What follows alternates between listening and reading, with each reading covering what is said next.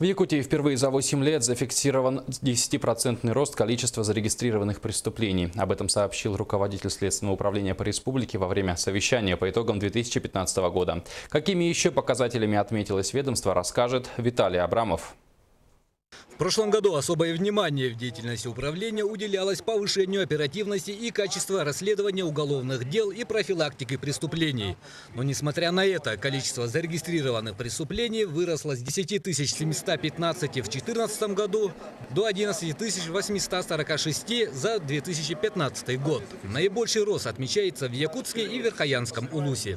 В 2015 году в республике продолжилась динамика по улучшению показателя раскрываемости. В результате налаженного взаимодействия с органами внутренних дел республики на высоком уровне продолжает оставаться работа по установлению лиц, совершивших умышленное убийство, умышленное причинение тяжкого вреда здоровью со смертельным исходом и изнасилование.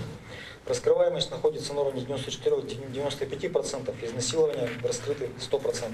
Но вместе с тем, в минувшем году в республике улучшились показатели раскрываемости преступлений. Были установлены, задержаны и привлечены к уголовной ответственности лица, совершившие разбойное нападение на автозаправочную станцию в городе Якутске.